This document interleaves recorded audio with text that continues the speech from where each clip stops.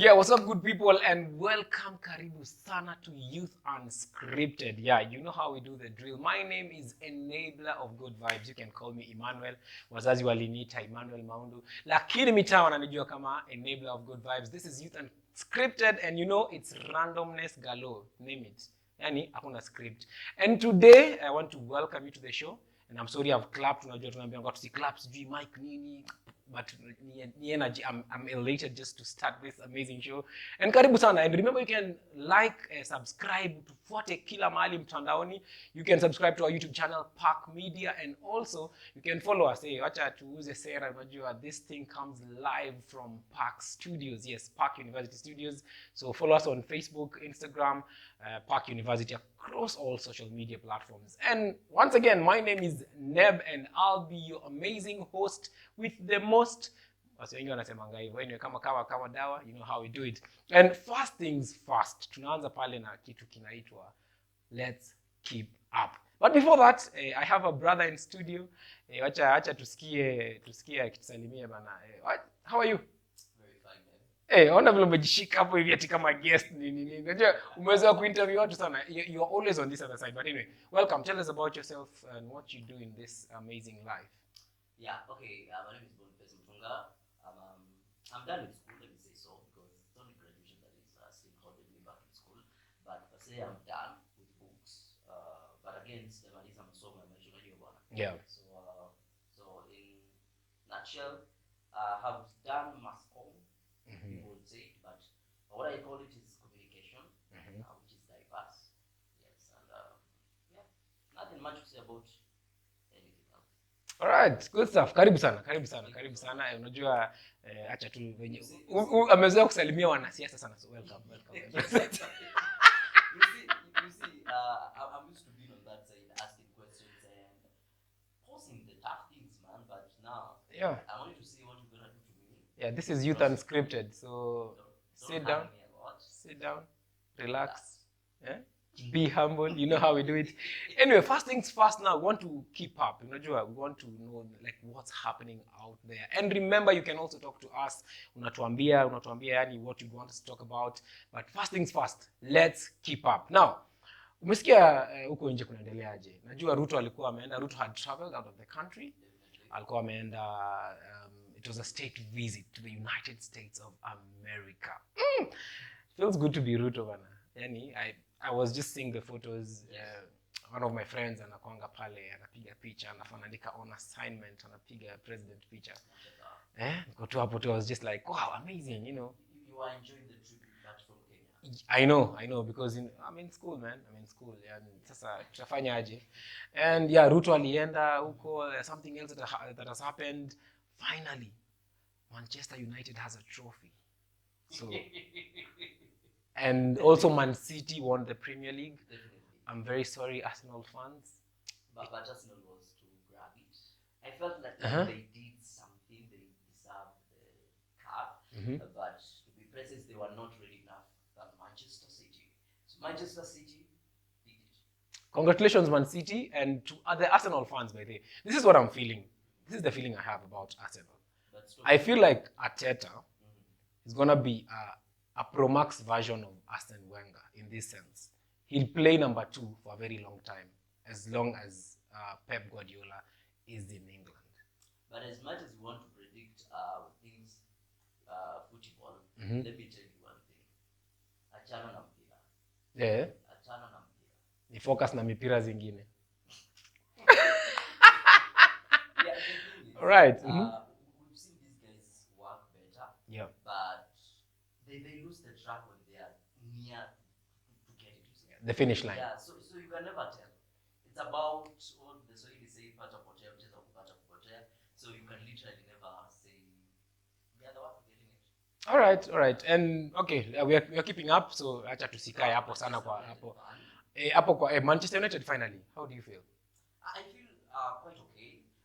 The fact that we finished bottom number 8 to be precise. Number 8. Kibera number 8. The thing is, I still had the number 8 in my mind about us finishing number 8. Yeah. But it's still fine. But we did it in a fair, so it's not a problem. We still have a cup.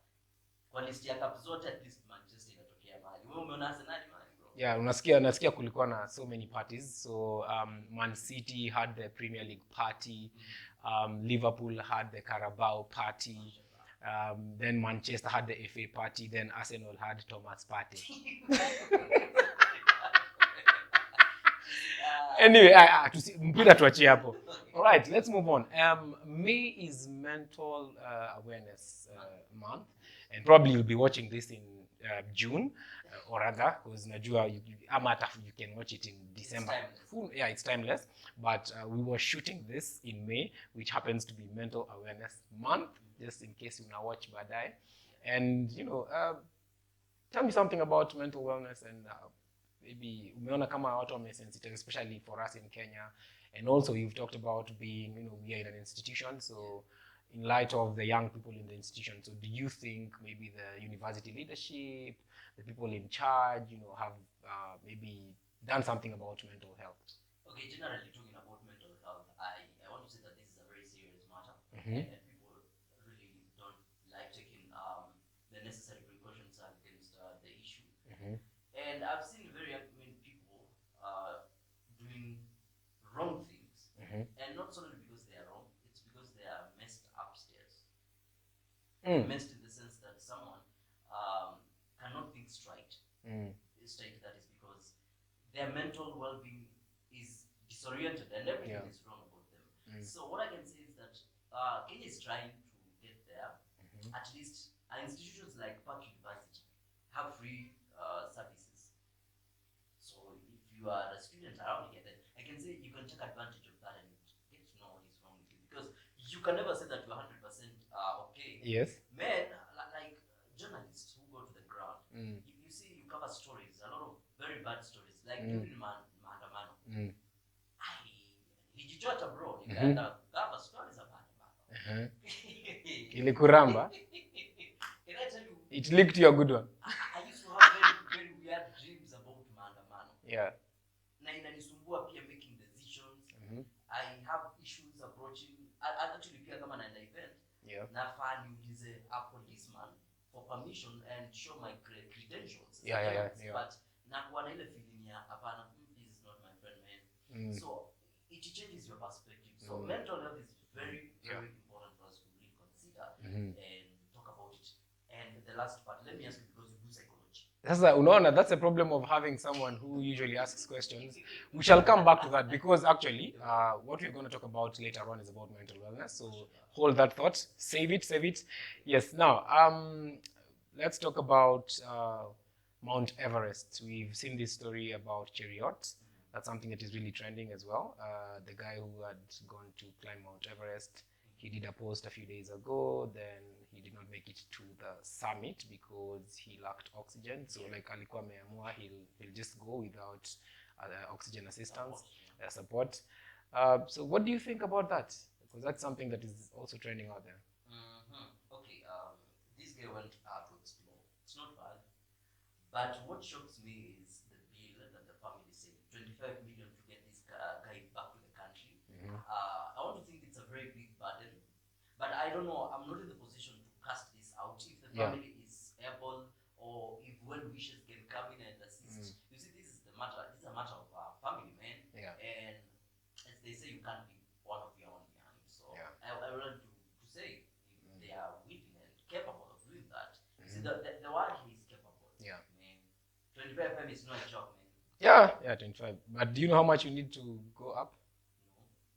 So a few millions. If you want to climb Mount Everest, you need a few millions. So you have to pay, man. Yeah. Anyway, I won't focus on that as well, because it's something, and sensitivity about the family and all that. Let me ask you, I know it's an African thing, we like doing burials and all that. Probably, if it were you, would you like be open to burying someone away from their native home? If so it happens, so be it. But you see, what is important is not actually the body, it's the memories you have with this person. I can see you're a very progressive young man. Let me ask you, let me ask you a question. Yeah, sure. How many burials of your friends you have not attended, but they were very close friends of yours? But you didn't go because of a few reasons. Let's assume someone has died, and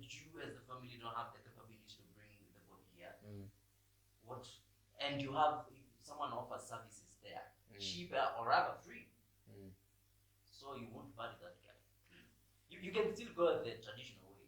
People in Western Kenya wanna bury me in Bomba. Yeah, the logs. So it's the memories. For me, it's the memories you had this person. It's not generally the body. Okay. Yeah. Right. Thank you very much. So that's it in terms of keeping up, and talk to us. Let us know what's happening out there, what's trending. I know there's a lot of new music amongst the young people, and I know Abanton is taking over. By the way, Abanton is taking over. So my concern and my challenge to the gospel artists, we need you know what I mean? Yeah. So we need a song like Abanton, because these guys are remixing. The thing is, yes. How people take Abanton music is quite different. Like you see, unasikia mtu hapo zamani jamani, anasikiza hiyo muziki anachanganya Kizungu na Kiswahili na kila kitu. These guys have negative attitude towards this, but I can say it's a good thing that you're thinking about.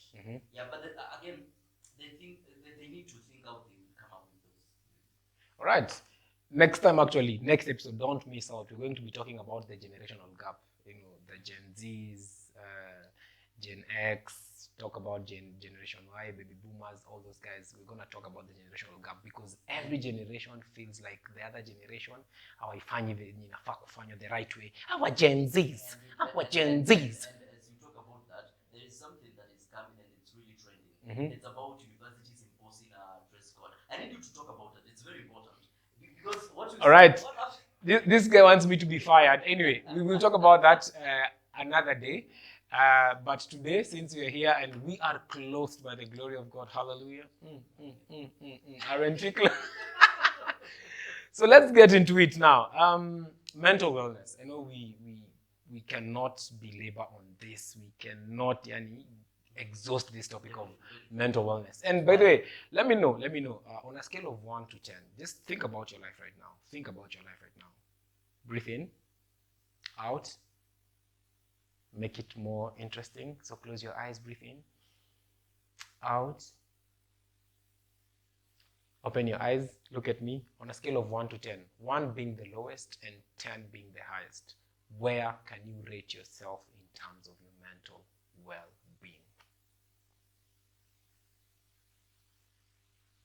And there was silence. So think about it. I don't know. Is it a 1? Or probably is it a negative 1? I don't know. On a scale of 1 to 10. Yes. Let me say I'm 8. Not badly off. 8. 8.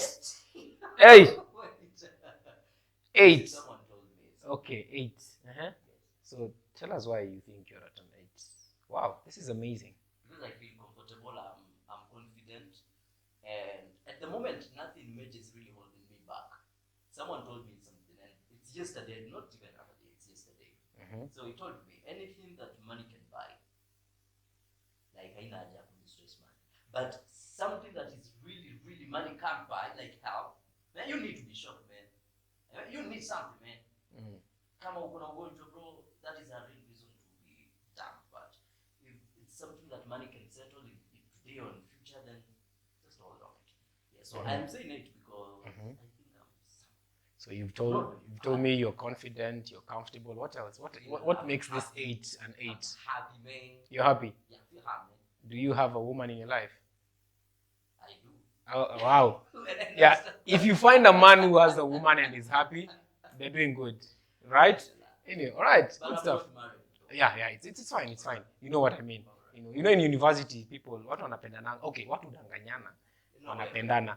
No, let's be honest. No, this is youth unscripted. Tunaisema rough, rugged, and raw. How it's supposed to be. So it does happen, but whatever, it's your opinion. That's your opinion. No, but no, it's the reality. I want to.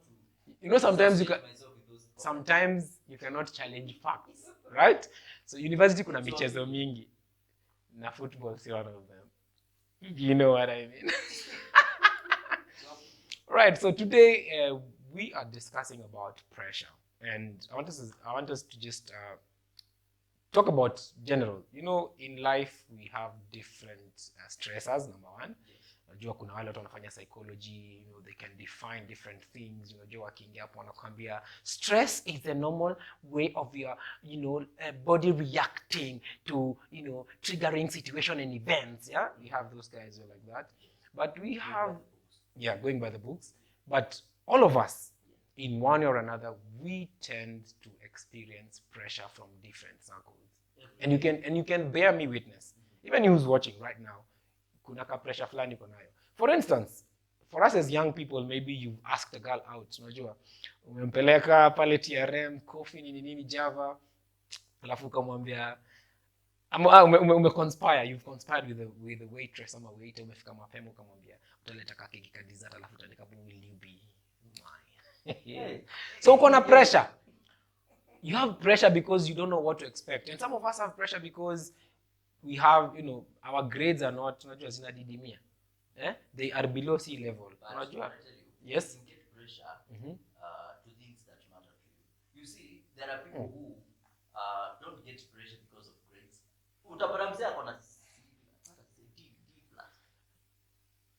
Nashtuki. Yeah, like Me, when I was in high school, I used to get na easy one. This, and I'm okay because I made peace with that man. Yeah, feel me? But there is something else that will really happen, and I'm like, my God damn it. I won't even have sleep. You see? So for me, I think pressure inatokana na vitu zenye umeattach so much value to them. So again, this comes up. You need to check on what you are attaching value to. Okay. If it's money, man, be sure it's money, man. Yes. And make sure it can help you. Okay.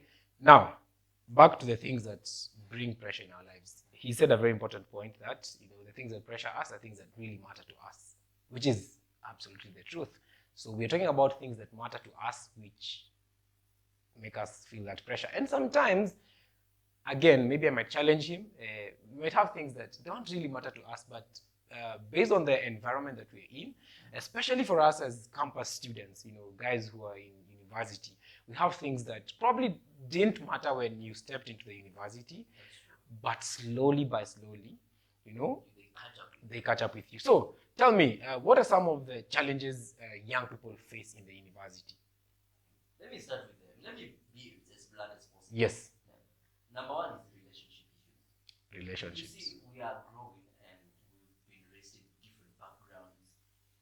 And now relating to one another, casual now, talking about casual relationships, yeah, you find it's very hard because huyu anakuja na idea zake, culture ya huyu nini. Now mambo inaharibika pia now when you get into romantic relationship, which is not bad. Personally, I advocate for that because you're growing with this person. Now the issue is, kama nyinyi watu you are not in a balanced position. Show me. Mwelewani mazee. Huyu hapa na idea zake, huyu hapa na idea zake. Kuna venye wengine wanataka kuchezana. Ni ukweli nakwambia. So wanataka kuchezana, so unapata kwamba balance fulani pale kwa relationship inakuwa issue. So the whole saga of relationship in campus really need to be addressed and be sensitized. Watu hawajui ukweli hapa hivi. Haya. Unajua nikisoma nilikuwa naambiwa utakutana na magadhe mwanakukujia. Feel me? Ni ukweli, unajua unategemea uko na nini ndio kujiwe bro. Yeah, so we have relationships, something else. It's academic generally. Academics. Because kuna mtu uko na pressure, wewe unasema umetoka in a not well off family. So bro unaweza pata uko na academic pressure kubwa sana. Sio kama ukutana na mtu ambaye ana pressure ya masomo bro. No, I've met people who have this pressure and kidogo it's, I know. Kidogo ashikanishi kitu kwa class unapata jamaa the old days messed up man. Lakini pia unajua it's good to understand yourself. Some of us academia is not our thing. Let's just be honest. Kuna wengine wana thrive pale wanacheza mpira vizuri sana, they're doing well. Yeah. Alright. The third one is financial issues. Finances. When it comes to comradeship, finance na one issue. Because let's say kama mtu anakaa nje or you rented somewhere outside, you need to eat, you need to pay the rent, you need even if you are in the campus environments and local hostels, you still need to have food because I'm very sure I've had actually a number of encounters with people. Mtu anasapa hapo shule. Au mzazi alimweka hapa kabla kusoma. Kwa hiyo utakula kitabu wana. So let me ask you on that. You know, sometimes I usually feel like when it comes to finances, yes, we have people who are in need, but also we have young people who squander. And for a fact, let me just be honest with you, you as a parent right now, you've sent your kids to the city to study. Hata kama utamtumia pesa, si unaweza eka ndoma kwa gari hivi kuja Nairobi. Now that's why we do barter trade. Unaona mliamua kuwa barter trade. You get something, unapelekea mwingine. Anyway, young people again pia kuna space to grow up. Yeah. In terms of how they survive. The sure bet thing is you cannot rely on your parent for everything. Yeah. You can't. You're dead. But also it's the duty of your parents to take care of you. Yeah? No, like if you're blessed to have guardians and parents, not even well off, it's the young people out there. This is just on the side. I know me see on your guest lakini we need to be very careful even as we maneuver, because if you mess up right now and you have probably you get a child, you'll have to take care of this person. It's a big responsibility, huh? So that's what I'm saying. We need to be also very careful. All right, now you've talked about relationships, you've talked about academics, finances, and I think those are the major issues. So you as a young person, you've said right now you're waiting to graduate and all that, and maybe one of the main reasons why I have you in studio today is just because you've lived through campus life. So how did you handle pressure? Number one is accepting the point that you are in. Men kubali. If you know you cannot afford to go to KFC, wewe unaenda kuangalia KFC yani. Wewe unajua tu vizuri, there are things you can't afford really. So live within your means. Actually below your means. That is the right word I chose from someone. And the other one is just being deliberate with things. Being deliberate. If you want to have a romantic relation with certain person, this is what I want. If are friends, make sure they know that they are friends, so no messing each other up here. Yeah. Oh, siku unajidate. Some of us by the way tumejidate yani. Uko kwa relationship. Uko kwanza my sisters sometimes I know their Lulu is there, so Lulu.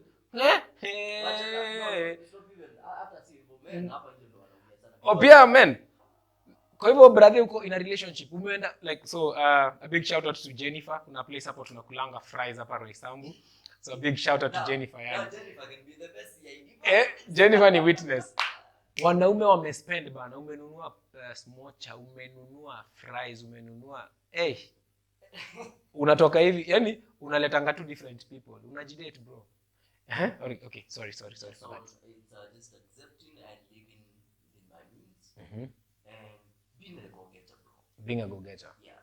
Unajua wase wengi wanaingia campus utapata mtu ni kudoze na class na kudoze so that no they shoot pool. They play a lot of pool. So you can actually draw a cycle for this person. Yeah. Hostel, kukula, pool, class, hostel. So it becomes a cycle for the entire 4 years. And you find that you're not doing anything. All right, thank you very much for sharing that. And probably you are one of the few young people. I know you've done your attachments out there. You've been in the industry. So how did you get to challenge yourself and also just go out there? So where did you get these links? Where can students, because you've talked about a certain pattern which we need to break as students, whereby, yes, you're taking a course, probably psychology, name it. We have different courses in the universities. So how did you tap into that industry experience as a student? Now, as a student, number one, let me say this. You need, when you get to attachment positions, and I know it's very hard to get them, trust me. People are suffering out here. So when you get those opportunities, bro, what you need to do is, you need to create network. When they say network is your network, there's something my grandma tells me. Work is sorting people. Let me say this in Kamba, where Umandawa Andone. Yeah. I know you understand what that is. That is Spanish, yes, I understand. It's not about the era when people used to go to work into offices. These days what you do is I talk to you, you know someone. So the most important thing is networking when you go there. Okay. You might not get that job or be retained there as a return man, but make sure you have connections. So how did you get this, like you're a student, so how did you get to connect with people in the industry? So what steps did you take? You see, I'm a journalist. Yes. So apart from being a journalist, I have to Yeah. So yeah. Kuna job, kuna mali, kuna ka event. Where do I be supervisor? Kuna mali event iko, I need to be there and based on. When you go there, you'll meet someone. Yeah. And you'll exchange contacts. It comes natural. Okay. Provided you have the mentality of sorting opportunities, man, you'll find them. All right. Thank you very much. Thank you very much. And maybe you're out there and you're looking for opportunities. Maybe it's very good also for us to volunteer as young people.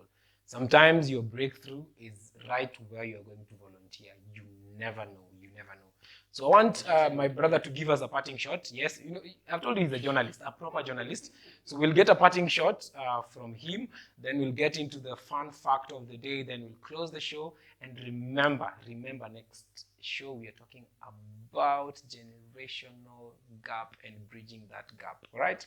Kwa hivyo, kuja na, unajua, hizo stories zote za Gen Z, Gen Alpha. But it's very interesting, but we'll talk about that. So, look at that camera. That's your camera. All right. Give us a parting shot and just tell someone something, a young person who's out there, and maybe probably they've landed at a university. Probably they learned because the CUSPS has placed people. So they'll watch, talk to them. So Sylvester Stallone said this: 90% of whatever happens is when you show up. Just show up for your life, not for anybody else, but show up for your life. Definitely, you need to make that connection. Just show up. All right. Yes, you have to show up, but above all, you have to step up and step out. Again, as young people, you're not talking of forever young. I wanna be forever. Let me tell you, life is dynamic. Life is moving at a high pace. In high school, hukuona kama imeenda mbio. Hapa university, ama in these other circles. And probably you're out there, you're in between jobs, you've finished campus. Don't hesitate to send that CV. Apply. See, hapa as Youth Unscripted, we want you to go out there, become a great person. Ndio pia unakuja tunasema we want to mention our sponsors. We want you guys to come on board and do great things with us. Right. So, fun fact of the day, interestingly, Boni, hebu tuambie story ya hii harusi, the first wedding, ati hii mambo ya harusi. That's So the first wedding I was reading at it. Yes. It was done in 1919 and it costed about 3 shillings. 1919. Wow. It costed 3 shillings. All right. Thank you very much. That's the fun fact of the day. A wedding that costed 3 shillings. I'll do my math just to convert and see what that would mean right now at this time and age, because right now ukianza kupanga harusi, hey, kama ukufanya time ya COVID, I'm sorry. All right. Once again, my name is Mc Neb and I had Boni in studio. Thank you very much, my brother, for coming through. And we have come to the end of our show. I wouldn't say unfortunately. Fortunately, we've come to the end of our show, but you know the drill. Talk to us. Let us know what you want us to address and talk about. Remember, here we bring young people who are in the campus space, those who are finishing, those who are still in campus, just to hear their stories, because this is Youth Unscripted, randomness galore. Remember, this broadcast is shot live from Park Studios, and we just want to give a big shout out to Park University, where leaders are made, and also behind me hapa unacheki Park Institute of Technology and Social Studies, impacting industry, transforming lives. So if you're out there looking for a place you want to come and study, tuko na TVET Institute, unaweza kuja, tutakusort, tuko na university. Karibuni sana. This is where leaders are made. And also, behind the scenes pale, we have an amazing team hapo kwa cameras. Yani kuna wase wa nguvu sana. My director pale, wewe niwevie, hapo sawa. Tuko na sound. And this broadcast is made live courtesy of our students in the communication department.